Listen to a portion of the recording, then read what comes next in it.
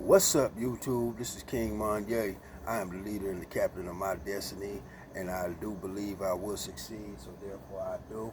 We're going to hop right back into it. Um, I want to talk to you about my crime. In 2015, I was arrested. Uh, I was over at the Villa Serenas Motels in El Cajon City. I went to a hotel room. I thought my girlfriend was in there. So I kicked the door down. Turns out she wasn't in there. She wasn't in there, and turns out that was a trap spot. I kicked in somebody's trap spot. Well, they had 2 or 3 different hotels at that place, and so they seen what I did when I tried to come out the hotel room. The goon squad, the gang of people caught me on the balcony and commenced to fighting with me. They commenced to whooping my ass. They whooping my ass. They got sticks and shit. I'm on top of the balcony fighting for my life, right? For 4 minutes straight. I'm fighting. Okay, I must have got knocked out and woken back up, and I'm still fighting. Finally, I run up out of there. I run up out of the scuffle. I run downstairs. And I run inside the hotel lobby and shut the door. The motel lobby. The motel lobby, this was like one of them Indians, them Indian people who got the dots on their forehead. Well, he lived in the motel, but he also was a part of the group upstairs that was whooping my ass. So I'm inside the motel lobby. I fled down there trying to catch my breath. I'm bleeding all over the place, and I look all around, man. I look all around. All around me, I see, and I look over and I see the cash register, because I'm inside the hotel, the check-in lobby. I immediately get up and I go over there and I grab the cash register. I start hitting the cash register for all the cash. I start stuffing 10s, 20s all in my pocket, blood dripping all over the place. I'm stuffing the money in my pockets. Then I look over around the rest of the building, and I see, I just see his bed. I see he lives in there. I see, the refrigerator. So I go inside the refrigerator. I start tossing shit, throwing shit all over the place, smashing windows, flipping over the bed. I just destroyed the whole place, man. I'm mad. I'm in a fury. I'm in a rage. Can't believe he just jumped me. He was a part of the people upstairs who just jumped me. As I'm doing all this, outside, unknown to me, the police is coming. The SWAT team is coming. They know that. The word is that it's an armed suspect who's attacking customers at the hotel lobby. Is running around with a bat. They said all type of stuff, right? They said I was armed and dangerous with a knife. Some said I was armed with a bat. But so now the police is here to detain an armed and dangerous black man, right? So I do all type of things inside that room. I damaged the whole place. I'm looking for the phone, trying to call my old lady, and so she can come and rescue me. Trying to see where the hell she's at, because she the reason this is all happened anyway, because I was just trying to save her, right? Turns out, man, she wasn't nowhere in there. She ain't answering the phone, and it turns out I'm in there panicking back and forth for about 2 hours. This is a 2-hour standoff. The police want me to come out. They want me to come out with my hands up, and finally, after 2 hours, the negotiation squad come and they try to talk to me, tell me to come on out. They know it's me. They calling me by my name and stuff. So bam, I come on out. Well, as I'm coming out with my hands up, I come on out. They tase me on national television. I fall, I bust my tooth, and I get arrested. They take me to the hospital to pump out the electric currents out, the toxins in my body. And I go to county jail. I'm booked on charges of vandalism. I'm booked on charges of robbery. burglary, and 3 different counts of assault, right? So when I ran inside the hotel room lobby, when they said that was burglary, because I entered into his dwelling place where he lived. The manager of the motel lived in the lobby downstairs, right? But he wasn't in there at the time that I entered. But they still charged me with burglary. They charged me with robbery because when I ran inside the hotel lobby, I hit the cash register. But there was nobody there at the cash register. So the robbery, the elements of the crime didn't match. Anybody know anything about robbery? It has to be, you took a theft, you stole something by using force or fear. So there was nobody to prevent me from stealing that money. So the robbery ended up getting dropped. You know, couldn't charge me with robbery. But this is their tactics. I'm only telling the story because I want to tell you guys something about the tactics of the California judicial system. What they would attempt to do is throw all type of charges on you, right? So I was charged with robbery, I was charged with burglary, and I was charged with assault, and I was charged with vandalism. Out of all these charges, what really happened, now that we all know the story, what really happened was vandalism. It was just grand vandalism. I ended up taking a plea bargain, basically taking a deal after 3 months, sitting in the county jail, 90 days. 90 days I've been starving, having no canteen, I'm facing all type of time. I'm looking at 13 years, I think, at this time. Was it 13 or 26? Yeah, 26. No, it's 13. I'm facing all this time. And then one day they come at court and they say, you know what, man, if you just sign right now for a strike and to a burglary, basically saying that when you ran inside that hotel lobby, that was a burglary, we just let you out today. And I said, what? All right, hell yeah. I'm trying to get out of there. I'm trying to go home. How many times has that happened to us? We took the plea bargain, right? Just to get the hell on out of there. We took a strike. I'm telling you the story to let you know that this is the tactics of the system. They want to make you plea bargain. You'll go home that day. Really, they never had a case on you, but as a black man, we couldn't afford to face it. We couldn't afford to fight it because we ain't never had no good experience with the system anyway. The courts, right? I'm telling the story because I want to let everybody know that that's an old tactic. This is what they've always been doing, and this is what they do.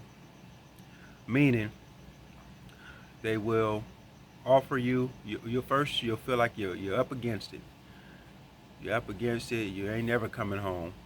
You feel like, damn, you about to do all this time. They string it out for 3 months, 6 months, sometimes a whole year. And you just want to get out. And then one day they'll come with an outrageous deal, which really ain't no deal. It's just really something to really mess you up in the long run. It's something to paint you as a severe criminal later down the road. And it's something to enhance your crime if ever you do commit another crime. And chances are, even if you don't commit another crime, you're going to be accused of committing a crime just because the laws was made to criminalize the behaviors of the people. And so, what I believe is that there is a big grand conspiracy to criminalize the behaviors of the people. And what tends to happen is you will take a plea bargain with a deal that's not really a deal. They'll try to get you to sign for a strike and you'll go home that day. Like in my case, I took a strike, and basically what that strike does is that doubles my sentence for any future crimes. So if I do something like a simple assault that carries 6 months, well, for somebody with a strike, it'd be 12 months. A simple gun possession charge, which is usually 6 months, will become 12 months. And so, as I look back over my life, all of the crimes that I ever was accused of, convicted of, were never the charge that I actually committed. I want to say that again. Every crime that I was convicted of, that I pled guilty to, was always as a plea bargain or a deal to be released that day and to gain my freedom. They have misused the trust of the community, taken advantage of their power, and are creating criminal records at all costs. I pled to a burglary, and as I looked at the definition of burglary and the elements of the crime, you would have to enter a dwelling place with the intention to commit a felony. I ran inside of that motel lobby with the intention to flee for safety. I was being attacked, I was being mobbed, and I was running, and I ran in there for safety. That was the first place I ran. Now, even if I committed a crime when I was in there, my intentions for running in there was not to commit a crime. So that doesn't fit the elements of the crime for burglary. Second thing is, I didn't tamper nothing. I didn't break a lock to get in there. I ran straight in. The door was open. This was not a burglary. I pled for burglary, and burglary is like a crime where, you know, you're going in there trying to steal something. I didn't go in there trying to steal nothing. And so I'll tell you this crime to say, be aware of the tactics that they're doing to your loved ones. You may have a loved one locked up right now and they're trying to make them take a plea bargain. It may be a deal, but it's never a deal if they want you to admit to a crime that you didn't commit. Become aware of the elements of the crime, meaning what it takes for a certain crime to be considered a crime. Because a lot of times we are admitting to things that we technically did not do. We are admitting to things just for a lighter sentence or for an earlier release.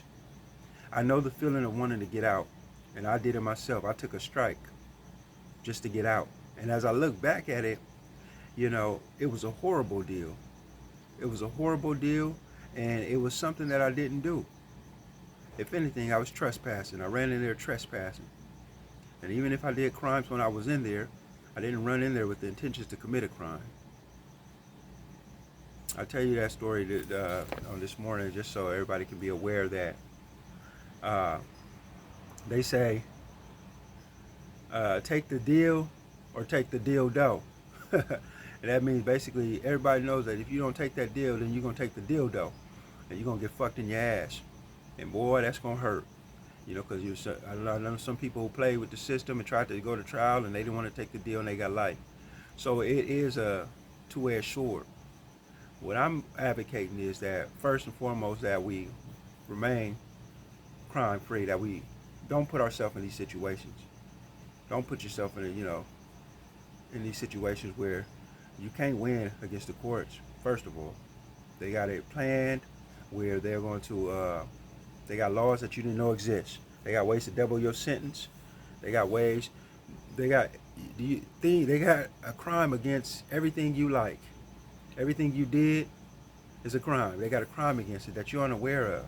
Had you been aware of it, you maybe would have fought against it a little bit harder. I'm just saying this, that we stop putting ourselves in situations where we are criminalizing ourselves and making it harder for us in the future. And then I'm advocating that for those who are currently already in this situation, it's too late. You're dealing with something. You already got a crime. You already got a charge. you're going to trial on something right now, I want you to educate yourself about the elements of your crime. What does it take to really be convicted of the certain crime you're being charged with in California? Because every crime has a certain criteria, meaning they have to meet these criteria for it to be considered that crime. So if you're being charged with robbery, there's certain elements that have to be met and proven in court before you can be proven guilty of robbery. If you're being charged of bribery, pimping, there's certain elements that has to be proven. I tell you that so you can arm yourself with the information that is needed so that you can make an informed decision. Because oftentimes we take a plea bargain that is not a deal at all, but that turns around and bites us in the ass in the long run. I am King Monyay. I was sent here to inspire those who are great and sometimes tend to forget. I want you to know that it's never too late to turn this thing around. If you are currently doing crime, being convicted of a crime, facing the charge right now, and maybe looking at incarceration, remember that you need to make the best decisions right now in regards to your case. And don't think you're always getting a deal, because you may be taking and signing and agreeing to something that will harm you more in the long run. And so remember that. You be safe. You have a blessed day. And remember, it's never too late to turn this thing around.